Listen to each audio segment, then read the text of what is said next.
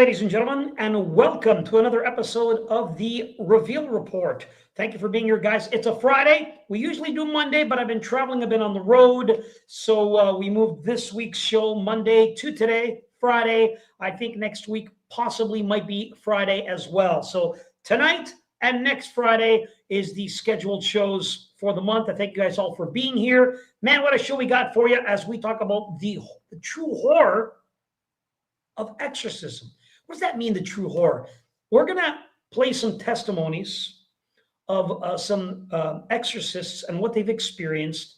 And we're also going to have our guests talk about what they've heard, what they've seen. And Nathaniel J. Gillis is back with us, demonologist extraordinaire. We love having him on the show. You people love him. Asked me to bring him back. He's back. He's been doing some research. Been gone a little while. He's going to got some information for us. He's going to share very interesting stuff. So fasten your seatbelts. Get ready, folks. Going to be a heck of a show. Grab your favorite drink, water, coffee, tea, your favorite snack, popcorn. It's like a movie here. So sit back and get ready. It's going to be exciting. Guys, we got to, I got to do some shout outs here. All right. We got to do a special thanks to, let me find her name because we have different shows. There she is. Lisa M. Miss Lisa M. Big thank you. She sent something my way on PayPal and said, George, please keep this show going on the YouTube channel because usually we would do our stuff on Patreon. We do the after show on Patreon. And she thinks that we should have some information for the public, for everyone to share. So she sent something my way, and it means a lot. It helps cover my time, my effort, and energy. To do these shows, to download these videos, to research the videos, to cut them, to edit them, to upload them, put this together. So it means a lot. Again, thank you, Miss Lisa M. Give her a thank you in the comments. Without her, we probably would be exclusively to Patreon. So thank you again, Miss Lisa M. All right, guys, let me bring my co-host. She is an author. Her books are available on Amazon, but she also teaches lectures and gets into certain things and does courses with the studies of the Bible. So without further ado, please welcome Jessie Zamolder. Jess, how are you? Hey, doing well. I actually have new series coming up. So one of them is Architecture and Altars. So that's available for registration on my website, kingdomlivingwithjessie.com. Great. So did this just start? This is a new seminar, a new course? Yeah. It's all about talking about the structure of the buildings and how by the architecture they use, you can figure out what altars and what demons they have altars to in the buildings. And that tells you also what musical keys that if it's got a spiritual gate there, that's tuned to. So it's a very interesting course. Yeah. Sounds very occultic. It's not occultic, George. I'm just because saying we get into the depth of spiritual warfare, and our greatest weapon is praise. And so we get into that, how the enemy uses in those buildings, praise as a weapon against us rather than us really using it against the enemy. So, well, occult just means hidden knowledge. It doesn't mean Satanism, Luciferianism, black magic. It just means hidden knowledge. And some people talk about you and me and my guest coming up, our guest, saying that you guys are still in the occult, practicing these things. We're not, but we spend hours doing lots of research to share with you. So we're not practicing occultists, we're researchers, and we're here to bring that information to you to better, inform you and give you those tools so that you're aware of what's happening around you at all times. Guys, without further ado, let's bring our co-host. He is doing an amazing job putting together some information. He might not be able to share all of that today, of course, but he spent some time dealing with some people, doing some research. He's working on some things. We are so excited. Without further ado, please welcome Nathaniel Gillis. Welcome. Nathaniel, welcome back. How are you, my friend? I'm doing good. It's good to be back with you guys. I'm to the point in my career where I don't go on shows with people I don't like. Just to be very honest and transparent with you. So me just being here, I think it's a testament to you guys and the good job that you're doing. And with that said, I'm anxious and excited to discuss the research with you guys. Let's get right into it, guys. The topic was the horrors of exorcism. We all remember this movie, The Exorcist. Fantastic, fascinating movie. It opened the eyes to many laymen. What I mean with that term is regular people who weren't aware that these things exist, these ritualistic ceremonies to cast out demonic beings, entities. Some of the clips of these movies, I mean, this is in the 70s. Look how startling. The eyes, there's that demon there. Now they have dolls based on that demon on the bottom right. Her levitating. Unbelievable. Other movies, of course, about exorcism. The Rite, very good movie based on an actual exorcist, which I'm going to play a clip of coming up. And this one right here recently that I just seen, Pray for the Devil. Interesting name, but a very good movie nonetheless.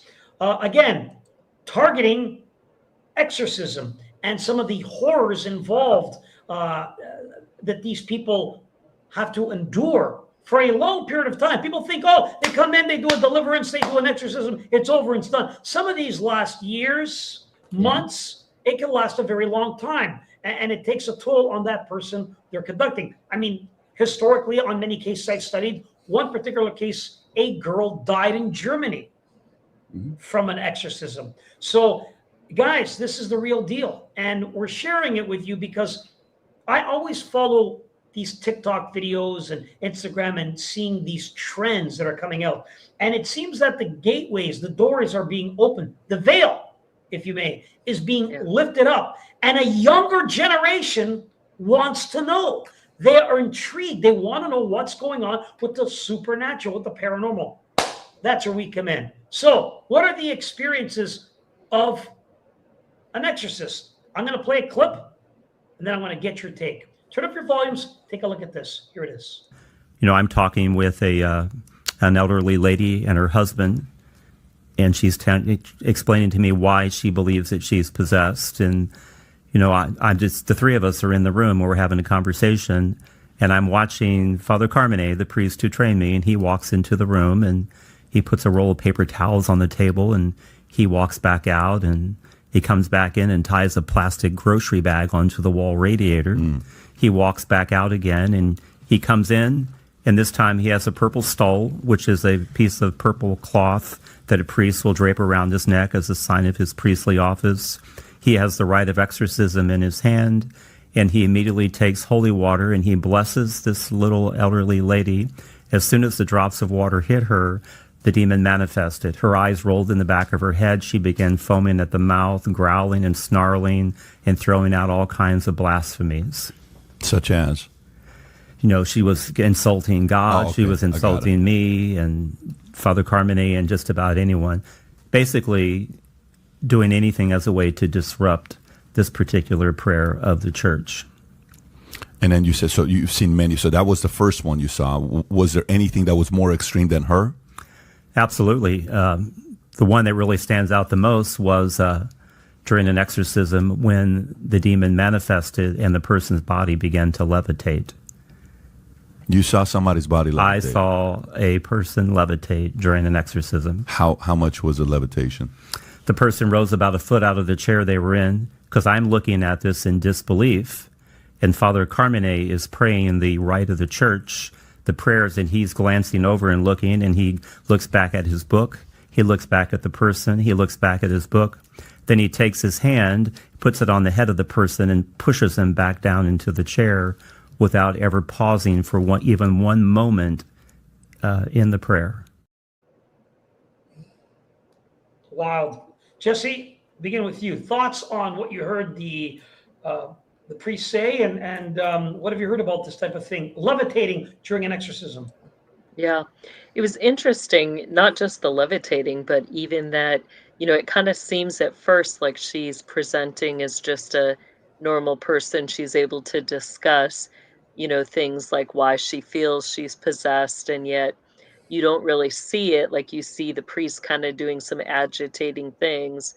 but he's preparing the room, preparing the area, and then as soon as he starts and comes in with that intention of casting that spirit out, that's when she begins to manifest. So interesting how things can seem normal with somebody that is possessed, and then they'll have periods of manifestation and then going back to being normal as well. Excellent. Thank you so much, Jesse. Yeah. Nathaniel, thoughts again. What did you think of what the priest said, and your thoughts or experiences on levitation during an exorcism? Yeah, levitation happens and occurs. It's extremely rare, really, and it's fascinating to me because we have cases even in ufology of people levitating by entities. But you're right in the sense that at first blush, this phenomenon will present itself, right? I'm just a normal person. Everything's kosher. Everything's fine. But through the rite of provocation, suddenly whatever is within her is triggered. Now you're face to face with something that is intentionally breaking the laws of nature, conquering the laws of physics to demonstrate its ability in your presence. Now, the rite of provocation it's kind of a hairy thing. My suggestion for those who are kind of wanting to be in this field, if you're going to do it, even in hauntology, you better know what you're doing. Because I had a case study years ago of an incubus entity, and before I could actually get to the house to do the investigation, the husband had already tried this method of provocation to trigger whatever this entity was. And unfortunately, he went to bed that night, and his testimony, word for word, was something balled its fist up and began to punch me square in the face. And so when I got to the home, I think it was his left side was completely paralyzed. And so he went to the doctor, the ER, and the ER told him, it looks like you've got into a head-on collision or you've had some kind of neurological issue. But it's the rite of provocation. And so what's fascinating about this particular case study is that sometimes it's the rite of provocation that's the only method to get these things out and to actually force them to incarnate. And so the question here is, how many people are also presenting as just normal folks? We would have no idea that there is something that exists with them. That's very well said, because I was looking at other clips in priests discussing these type of things. We're going to get there. Phenomenal. I'm going to play another clip here, guys. Got some good stuff. Again, he touches a little bit on levitation. I find it interesting on his experience, what he witnessed. This is his testimony. This one's kind of short, but again, let me get your thoughts. Here it is. There was an instance where the demon wouldn't comply, so I mentally said to God the Father, punish him in a way that he's never been punished before. And so at that point, it was a woman who was possessed. She went down onto the ground. We call it morphing. She changed into the shape of a man. It looked like a man, but it was actually the full manifestation of what this demon actually looked like. And he screamed, but it wasn't very loud, but it literally shook the church physically. And that wasn't what scared me. What scared me is that looking in his face, I could see the severity of God's justice, and that's what caused fear. Now, unbelievable here, because now there's a physical transformation. The body physically transforms in front of the priest. I have actual footage, not of this exorcism, but of an exorcism where Ed and Lorraine Warren were present. This is incredible footage. I played it once a very long time ago. I'll play it today, where you'll be able to see manifestations to the human body. This is not a joke. This isn't makeup, prosthetics. I will play it, but we're not going to play it right now. I want to touch on it, that we have it. We're going to play it. But again, the entire body physically changing, its appearance, its eyes. Jesse, I'll start with you. What are your thoughts on this, please? Yeah, I have experienced that in exorcisms or in deliverance ministries before, where they're going to take on that characteristic of the spirit, whatever it is. Probably the scariest one we had that happened in the hospital setting, and it was actually the nurses that called me to it. They called me in the middle of the night and, literally were shaking And it was like, well, what's going on? And the nurse just kept saying, well, is the devil real? And it was like, well, I believe the devil's real. And then I was like, well, what happened? And the patient literally had been scaling the walls and had been crying out about the devil coming.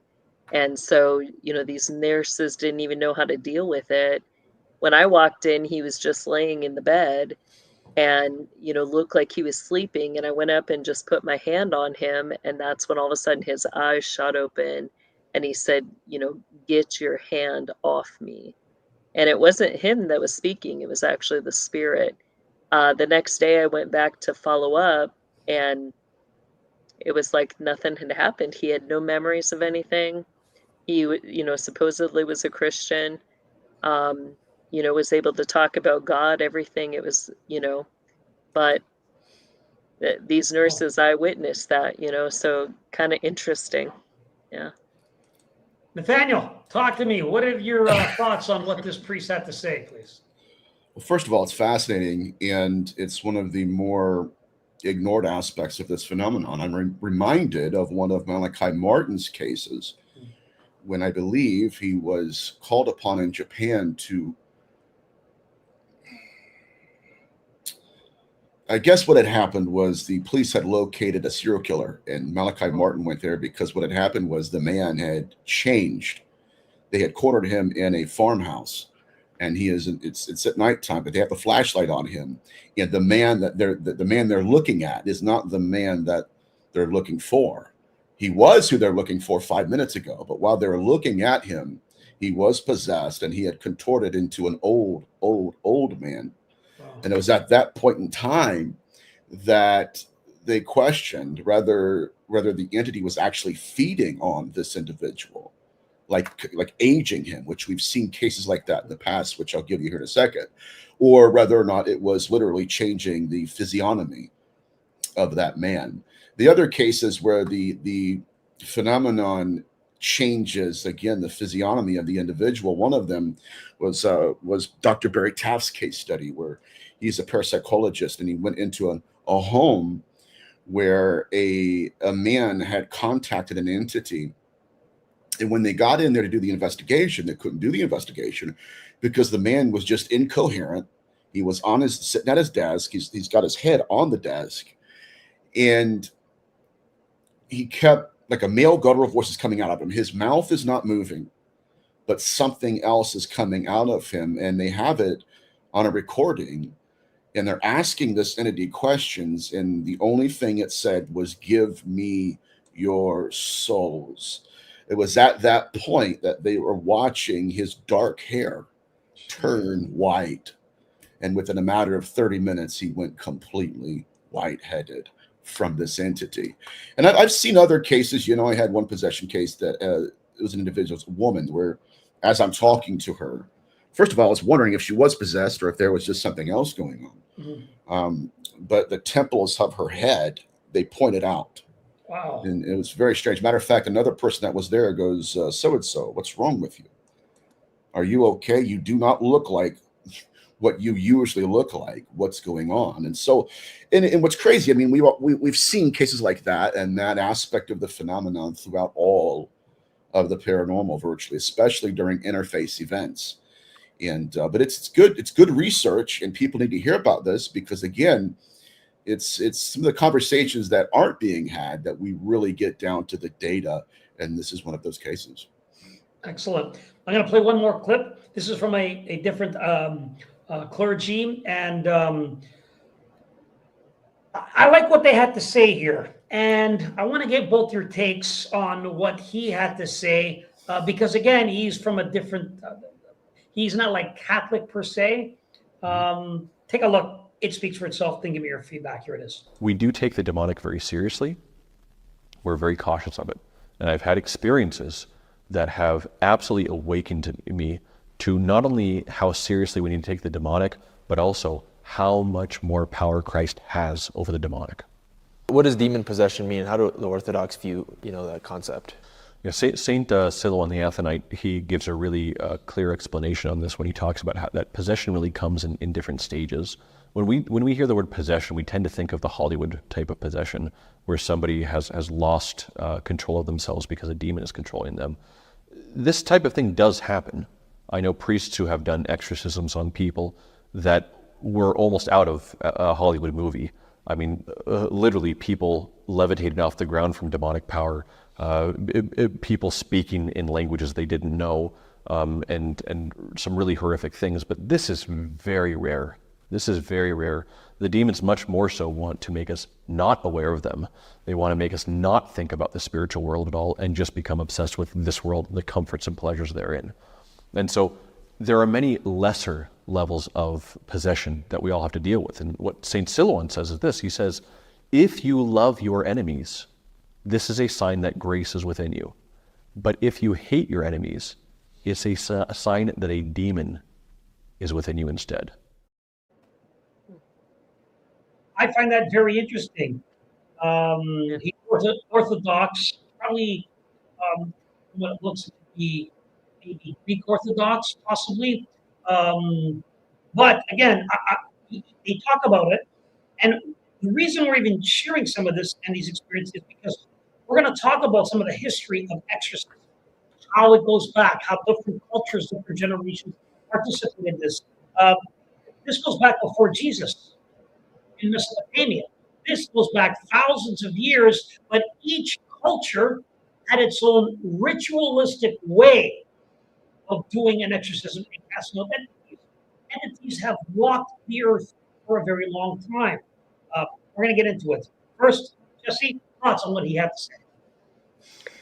Yeah, I think it's something that should be taken seriously, and I think, I kind of call it maintenance, where, each of us should be going through forms of self-deliverance, bringing sins before the Lord, confessing, all of that, is going to ensure that right relationship with the Lord. And, it's easy to get vices. It's easy to, get your eyes turned on other things. And I agree that for so many, it can happen very subtly. You don't think about something really being a vice. You don't think about that vice being a form of worship, that there's something behind that you're worshiping, and that's where we can easily be deceived, versus what does it really look like to be in Christ and to be, living in the full authority, the newness of life that we have. So I think, that's a big debate, though, in the church. Can Christians have possession, or is it only oppression? I think we can be impacted by both, but it starts with, you know, allowing the Lord to search your heart on a regular basis and bring forward, convict you of any sin that would be there, because sin is the only legal ground that the spirits have to have a foothold. And if you don't give them a foothold, then, you're not going to have to worry about it. But excellent. Thank you so much. Nathaniel, thoughts on what he had to say? Yes. So again, I'm reminded, my friends, of a fascinating concept regarding Yeshua HaMashiach, Jesus the Messiah. It is said in tradition that he was and is the greatest exorcist that's ever lived. Mm-hmm. And they also said the reason that is because that he would punish the bitter with bitter. He would not punish the bitter with sweetener or honey. And what that meant to them, it was as allegory or a parable, meaning that if it was the spirit of fear, he would make that spirit of fear afraid of him.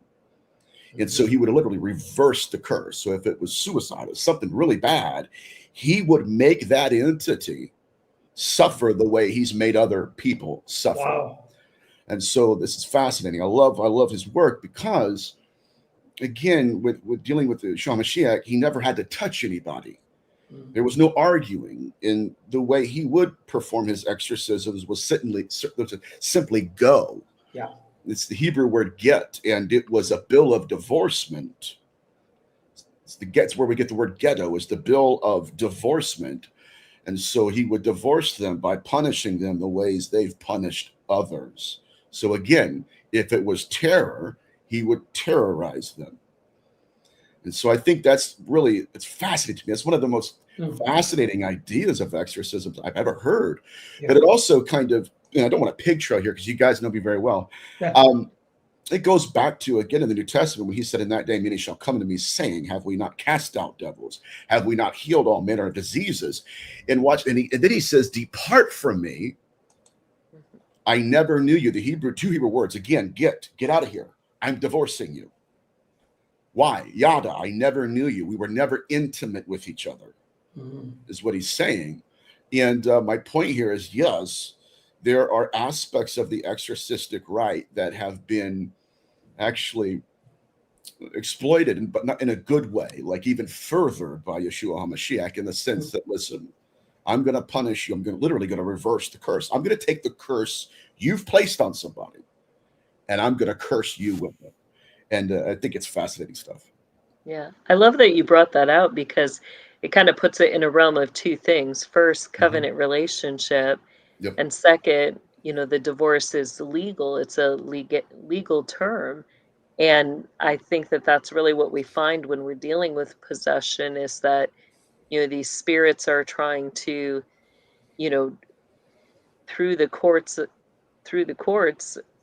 spiritual courts, they're trying to take that control and take possession, saying, no, this person belongs to me, their physical body and their soul, when the truth is we don't belong to anybody but to the Lord, who purchased us by his own blood, and they try to bypass that. Exactly. Yeah, we're going to actually, it's funny, Nathaniel, you brought that up. We have a priest, very famous, that's going to talk a little bit about how Jesus conducted exorcism, and pretty much exactly what you just said, which is phenomenal. I'm so glad that you talked about that, and a little bit of the history of it. But before we get into it, I have to say, I'm shocked that, we did this show, Jess, I think maybe a year and a half ago, about, exorcism and so forth like that. And now all of a sudden, wow, it's gone viral. Everyone's talking about it. Now people believe in the supernormal, the supernatural, what's going on. This is all happening. It's coming back. The younger generation wants to know. So we're doing the show. All right. I said I had a clip. It's about 3 or so minutes long. A man will transform in front of your eyes. You will see things happen. This is a real exorcism, hasn't been tampered with. It's an old clip. I'm going to play it. I want to get both your takes. And then, Nathaniel, we're going to get into what you've been researching, what's going on. Let's connect some dots. So without further ado, guys, I want you to take a look. I'll warn you in advance. It's a little bit disturbing. But it's important that we play it and you watch it and you learn. These things exist. All right, guys, take a look. While Maurice Theriault's capacity for instant violence was terrifying for all those around him, it was the source of his violence that brought Ed and Lorraine Warren into the house.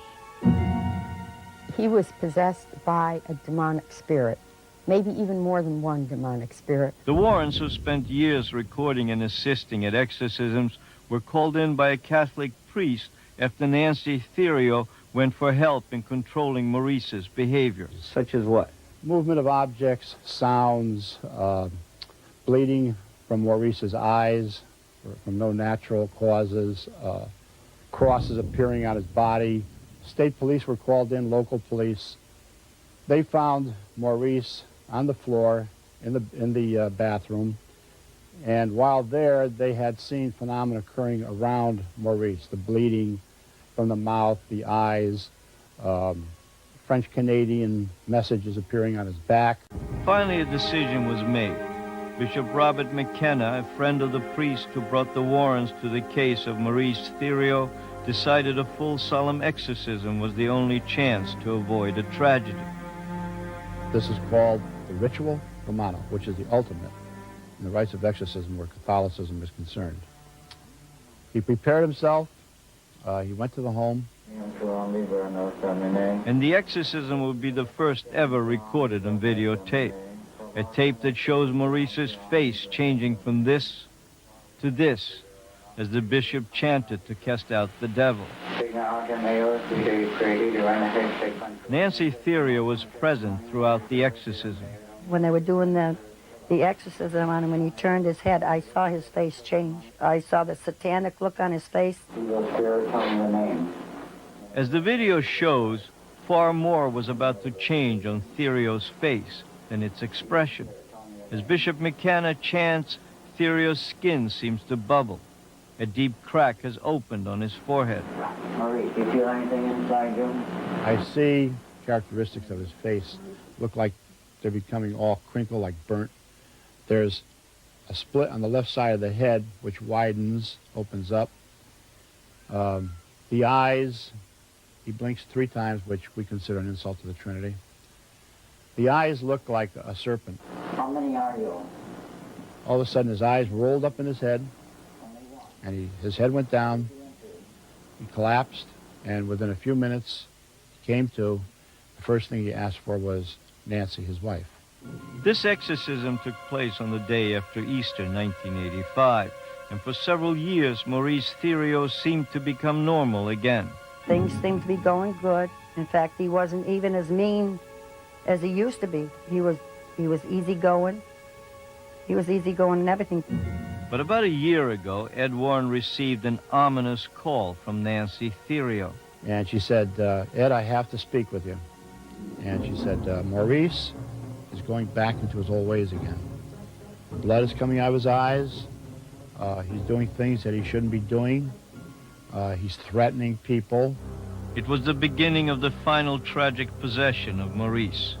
Do you ever dream about him? I haven't had one dream about that man since this happened.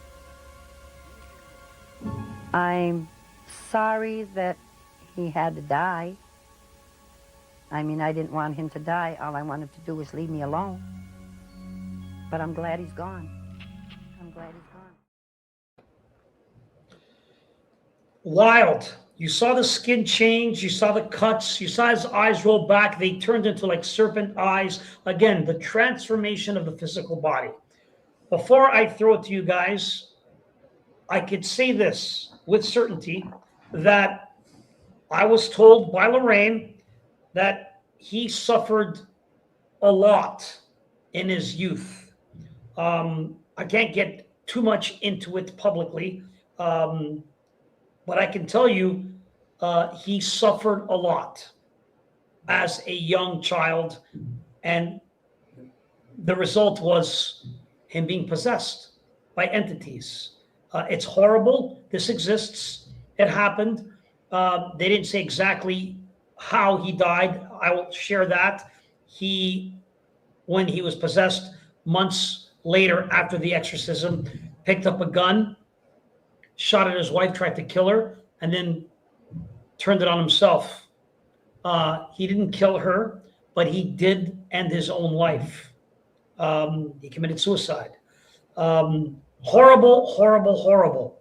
But this is a reality. His name is Maurice, and I really hope he's in a better place now, because that's a tremendous amount of suffering that he went through his whole life, starting at a young age, dealing with this. All right, Jesse, from what you saw, what are your thoughts? Yeah, I think, I would say in the higher level possessions, it is common to see changes like that. And it's hard to, I don't think many people get those on camera. So, it's rare that we find actual footage of that where you see the spirit changing the individual. It is, I think, stuff I've seen, I've seen the eyes change or change colors, physical manifestations with the face.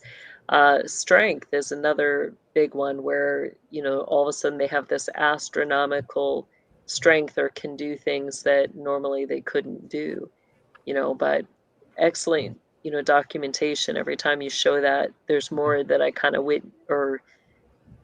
observe that went on in that situation. Nathaniel, thoughts on what you've seen and heard, my friend? It's a fascinating account. What captured my attention more than anything were the scarifications or anomalies on his back. Correct. I had a case myself where this took place. A remote viewer was leaving his body to meet with guides. And upon one session, they were giving him insights and things for like politicians and celebrities in his town. He would go and give them these prophecies and they would pay him for them rather. Well, one night he goes out of his body and he meets his guides, and he realized that these were not his guides at all. They had hoodwinked him. They had deceived him.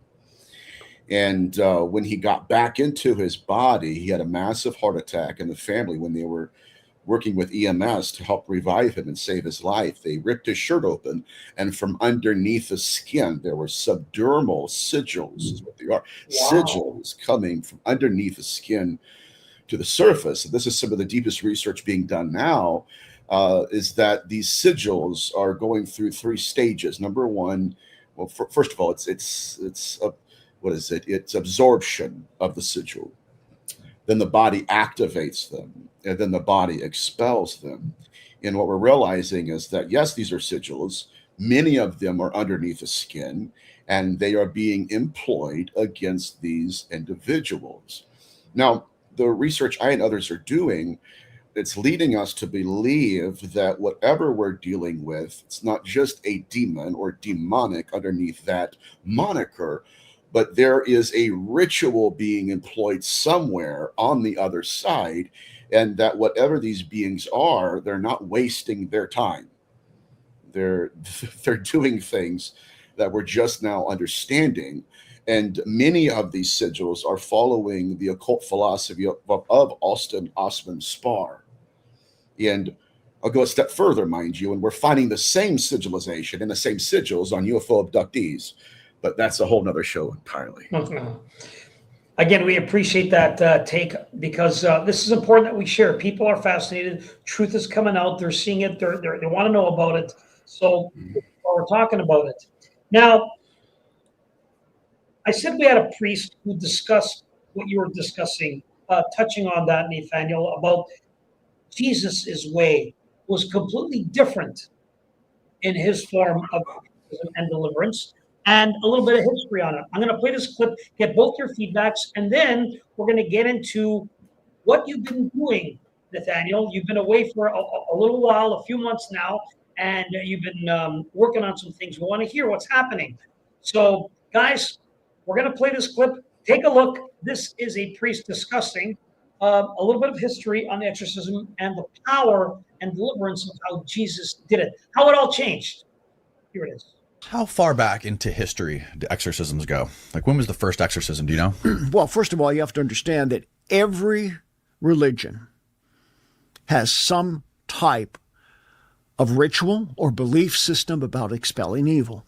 It's a new year, which means new chances for our resolutions to start falling apart. And we always feel guilty about it. There's a commercial being played there. I didn't, somehow it didn't get out there. I apologize, guys. I don't want to play the commercial. How do we do this now? Oh, man, that sucks. All right. Well, I'm not going to play the commercial. That's not what we do. It somehow didn't edit out. But let me play this other. I'll play a different clip, unfortunately. Not that one that I wanted, but this clip just talks a little bit about exorcism in general and a little bit of its history. Take a look. Exorcism has a rich history, rooted in ancient rituals designed to cast out evil spirits. From the Mesopotamians, who used incantations and amulets, to early Christians invoking the name of Christ, the practice has evolved significantly. In the Middle Ages, exorcism became formalized within the Catholic Church, highlighted by the infamous rite of exorcism. This rite outlines specific prayers and protocols to confront demonic possession.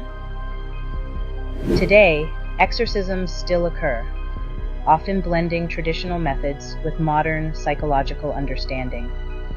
Many practitioners emphasize the importance of faith and intention, suggesting that belief plays a crucial role in combating supernatural forces.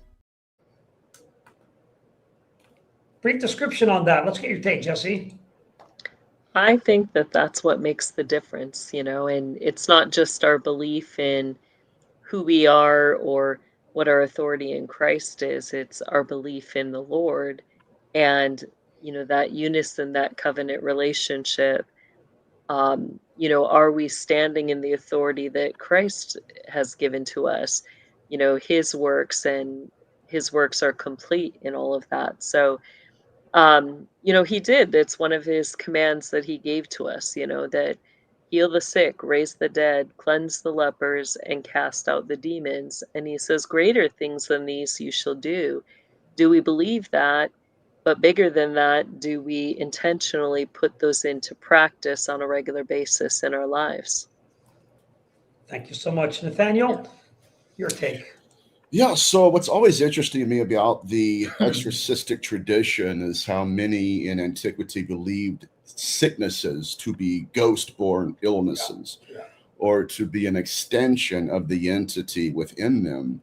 And so what's fascinating, you get rid of the entity and it automatically heals the person, or you heal the person, it automatically gets rid of the entity. And so a lot of this, again, is predicated on the condition of the exorcists themselves.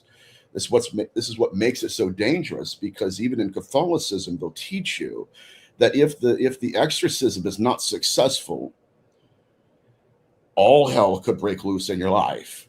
It will target you. And so the goal would be to be, I guess, sanctified enough before you go in to confront these entities, so that you would almost guarantee or at least increase the probability of success. But getting back to the idea of exorcism, it's always fascinated me, like, what is possession? Where did it originate? Because a lot of exorcistic and exorcisms, they all depend on the idea of what possession is. And so it's kind of like, in order to understand what an exorcism is, you have to understand what we're dealing with and how it all plays a role together. Yeah. Guys, it's an interesting topic. There are some horrific things that go along with these rituals that have been conducted for thousands of years before Jesus. He came and he basically commanded it in his name. No incense, no robes. There were no fasting. He just came and he cast them out. Many famous stories that are out there. One, he sent them into pigs where they jumped off a cliff and died. Interesting again that Jesus, during the exorcism, guys, the Pharisees couldn't believe what they were witnessing because they've never seen it before. This is where it came in that they thought he was in line with some type of Nordic ancient demon god, or he was, dealing with the devil, because no one with that power ever did that before, casting out demons without all the rituals involved. So before Jesus, they were doing these casting outs, these deliverances, but there was a ritual ceremony that went along with it. And he came, and in his name, he commanded them to leave. Just like that. The power that he had to do that. Nathaniel, you said that he would make them suffer. That name, it would make them tremble. So how interesting that thousands of years before, they were doing these things. And in many cultures, they did it in Egypt. They did it in many different generations. And then he came along and didn't have to do all those other things that the church to this day still does. Holy water, incense, fasting, the robes. They say there's certain prayers, the rite of ritual. It goes on and on. Interesting stuff. Let me get your take on that before we move on here, Jesse. Yeah, no, I think you're absolutely right in that. And, it's exactly what scripture tells us, including in the book of Isaiah, that his name is above every other name. And, he even talks about the fulfillment that he came to fulfill the word. And that was something that, Israel, they couldn't fathom or understand, because no human had ever had that type of authority. Even with Moses, they still had some sort of interaction with God himself. They saw the cloud, they saw the pillar of fire. they would see Moses going to meet with God, but for someone to come in that name and to have such authority, they didn't know how to receive that. And I think it at a huge level, it scared them, because they didn't want to believe that he was the Messiah, that he was God. And that was really where it clashed with their belief. And, but they had to recognize the authority that was there. Thank you so much. Nathaniel? So these cases, specifically within biblical antiquity, the New Testament, I should say, I'm reminded of, again, the demoniac in the Gadarenes. And I know that people are familiar with that passage because it's like the most famous possession case in the Bible. But what most people don't know is that that was almost like a predetermined demonstration, because there's a scripture in the Old Testament that talks about necromancy, those who dwell in tombs and those who cut themselves, those who eat the flesh of swine as a ritual. He says in the Old Testament, I will come and I will number you. You will bow down to me and I will number you. And so you have the footfall of the Messiah coming off the water, off the boat, onto the sand, walking up to a man that is possessed, dwelling in the tombs, cutting his flesh. And okay, what's your name? I am Legion. There's your number. Legion. We are many. He bows down, and as soon as he is exorcised, guess what happens? Right? They go into the pigs. And so this was, again, a fulfillment of prophecy. And I think that ought to tell everybody what kind of a man Yeshua was. Power. Yeah. Incredible and unbelievable.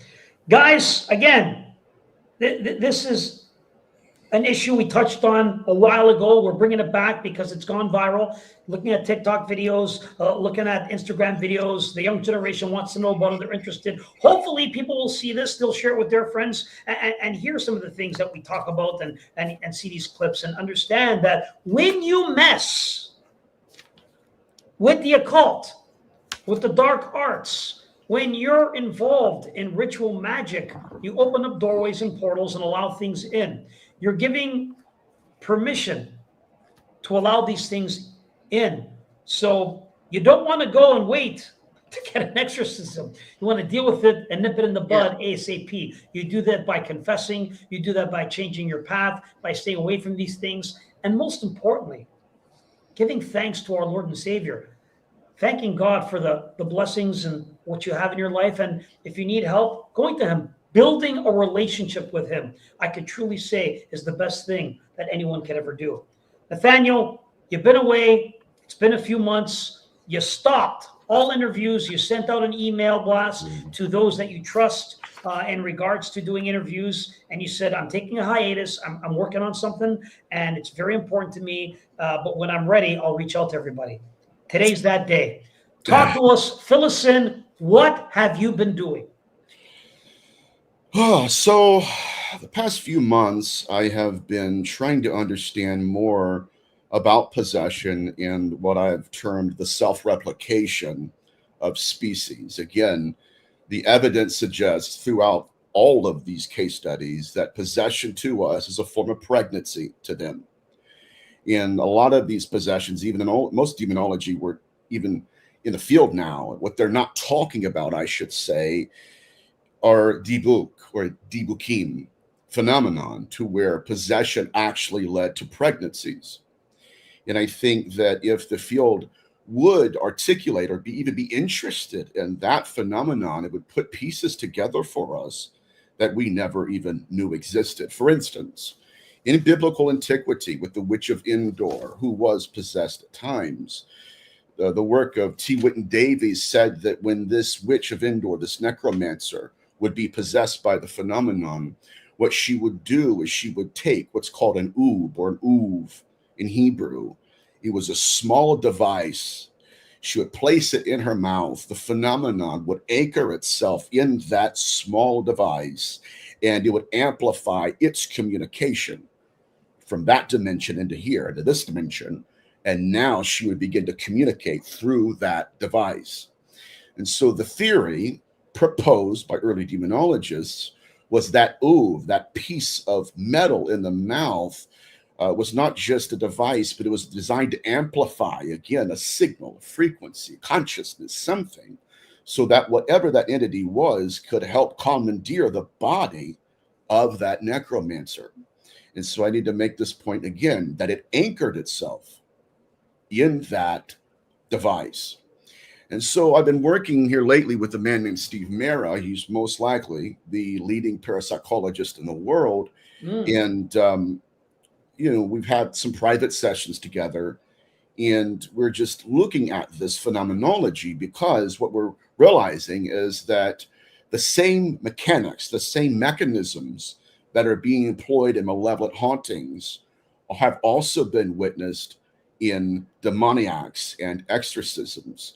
And so what he started looking at is like cases of his where he would go into homes and the phenomenon would create a physiological construct where it would literally materialize a small item in the home itself.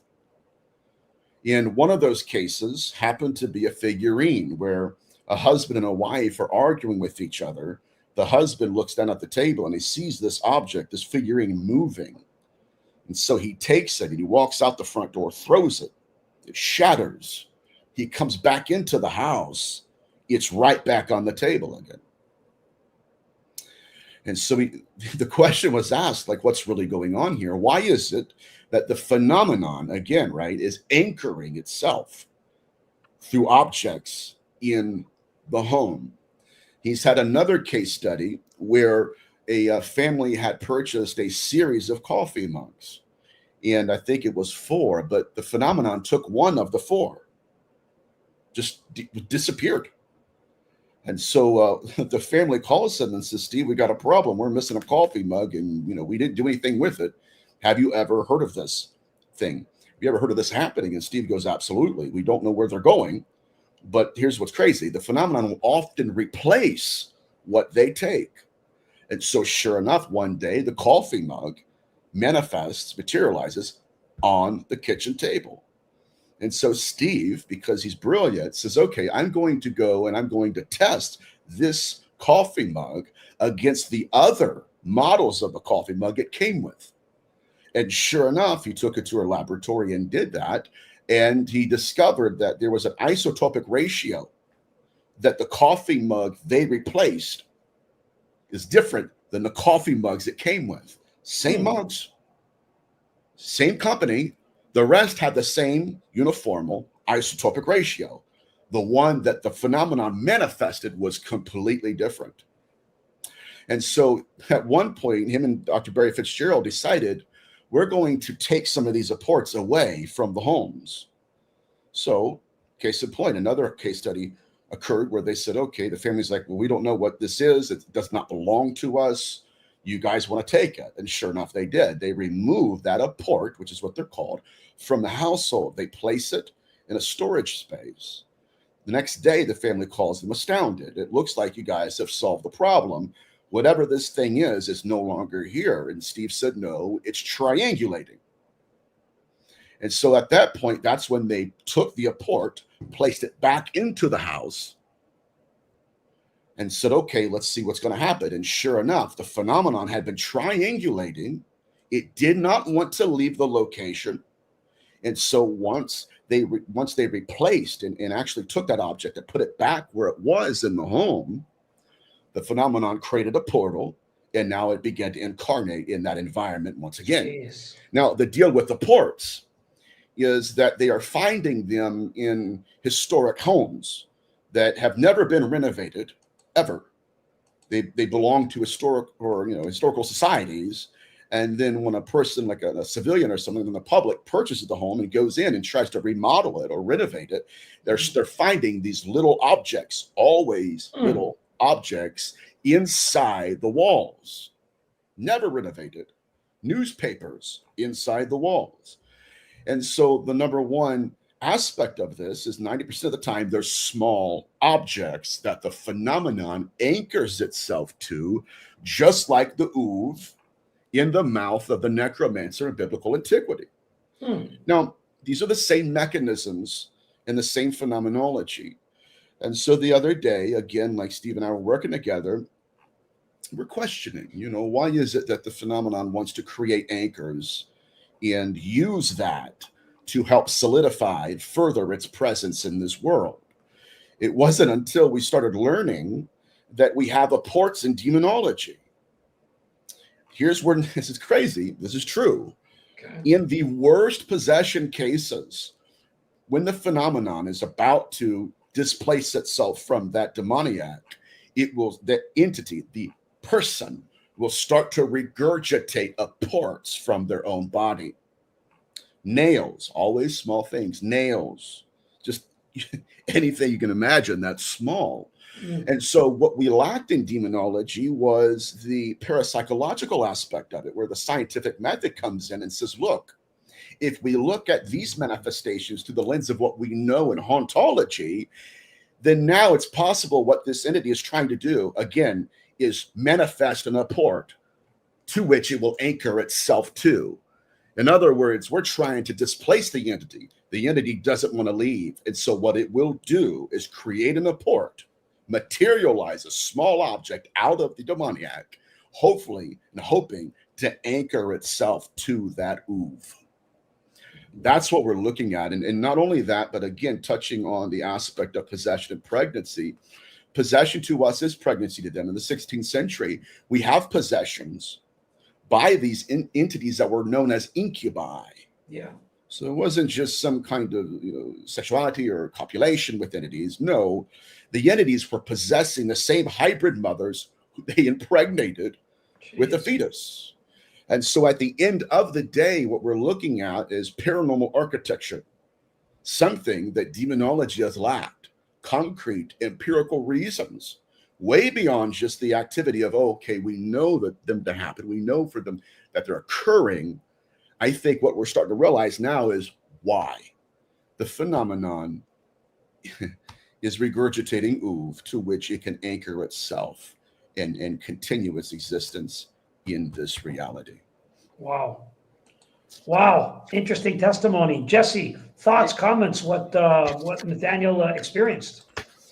Yeah, I mean, it's so fascinating when you begin to get into it and things that, I think it's our natural instinct to separate all those things, whether it's the hauntings, whether it's possession or, aliens. We want to separate, come up with different reasons, but, it's absolutely fascinating when you really see how it all fits together, and is working together. And I think that, it's absolutely right where, I think for me, as you were saying that, what came to my mind was the concept of altars that, oftentimes the church has addressed possession or the spirit, but they don't deal with the altars, and the altars are kind of what sits between the physical and the spiritual.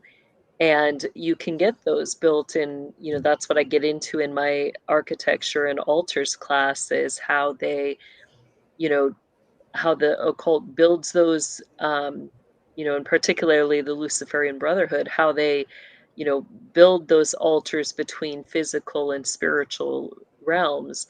And, you've got connected to that altar, you have a spirit that's going to receive worship, but you also have an idol. And many times we'll deal with the idol, we'll cast the spirit out, but we don't deal with how the spirit connects to that altar, because in Isaiah 58, the Lord tells us that, there's chains of wickedness, that there's yokes of oppression. Well, where do they anchor those? They anchor them to the altars. And so as you're saying that, metal, wood, which is often in floors, in the nails, all of those things are usually what you're going to find altars made out of. So is it a way for the spirit to, get access to that altar by having the person, vomit up nails? I think it is. I think that that's exactly what it's doing. The spirit is transferring from, you know, yes, from one biological subject to another to get to that deeper layer in the land. Where do they usually build the altars? It's under the land or in the water, in the waterways. It's huge. That's absolutely huge, right? This is what blows my mind about this kind of research we're doing. It's like, wait a minute, you know, we've had thousands of years of demonology, and for whatever reason, and I know the movement I grew up in, they would never want me to consult parapsychologists. But when I started doing that, it took me maybe a year to realize, wait a minute, we're kind of talking about the same phenomenon here. And if I may step into this even more, I'm in contact with a Brazilian researcher, and we've done, it's actually me, him, another gentleman from Italy, but we've done, I think, 2 sessions now where they're witnessing the same stuff in their environment. And specifically, in Brazil, there was a famous, I think, a wealthy millionaire that had flown in the Pleiadian ambassador, flew her into Brazil. And as I'm talking to this gentleman, he goes, yeah, he goes, we were there and everything. He goes, and we thought this was going to just be like an extraterrestrial communication of some sort. And it wasn't until the end of the lecture that this Pleiadian ambassador built an altar and then took out her idol and placed it at the top of the altar. And so then they realized, wait a minute, this is not what we signed up for. We need to leave. And as at that point in time that this individual told them to quote an incantation in order to contact Pleiadians. What? After the successful completion of the incantation, there was incarnation. And that's when they went outside at nighttime and balls of light manifested above their heads. And I have pictures of the altar, of the idol, and of the lights. Wow. And so this is why, again, the researchers I'm doing work with now, we are proponents that whatever we're dealing with, specifically that the extraterrestrial model is inaccurate. Aliens do not want altars. Whatever we're dealing with, again, they seem to be, and that's a very generous term, right? Generous way, because they pretty much are the old gods, the high places. And this is also why we're finding sigils both on demoniacs and abductees. Yeah. This is some wild stuff, guys. I mean, this conversation could go 2 hours. Unfortunately, it cannot because we have an after show coming up. Many people in the chat have some questions for Nathaniel and Jesse as well about these type of things. But unfortunately, we don't do it on YouTube. We do it in the after show. So you'll have to tune in. The link is in the description. Go to the Reveal Report. Be a part of the after show for our Q&A coming up next. But before we go, Jesse, thoughts on, well, I shouldn't say thoughts, but what I should say is your closing statements. What do you have to say and how can people follow and support your ministry? Yeah. No, I encourage you guys to join us in the after show because the questions are going to be good and we definitely will have some great discussion there. But as to where you can find me on kingdomlivingwithjesse.com. On there, you'll find my courses, my series, the different podcasts that I'm on. Right now, again, I have the newest series, the Architecture and Altars, available on there. The first one's out. You can register for the second and the third, and I encourage you to join us in that. It's packed with so much information. So thank you. Thank you so much, Jess. Nathaniel, we're going to the after show next. How can people support and follow your research and studies? So I'm creating my own platform. It's called Parasymposia. And if you guys, anybody for that matter, wants to sign up for early access, you can sign up at parasymposia.com. And we're shooting for a release date of late fall, if not early winter. Other than that, you guys can find me on Instagram and just keep me in prayer. And but thank you guys for having me on. It's always a good time. Love having you. Guys, their links and information are in the description for you to follow. I want to thank you also for supporting and watching the show. Share this information with everyone. Thank you for being here. We're back next Friday. And ladies and gentlemen, the after show Q&A coming up next. On behalf of myself, Nathaniel, and Jesse, thanks for watching, everybody. Have a great weekend. God bless and good night.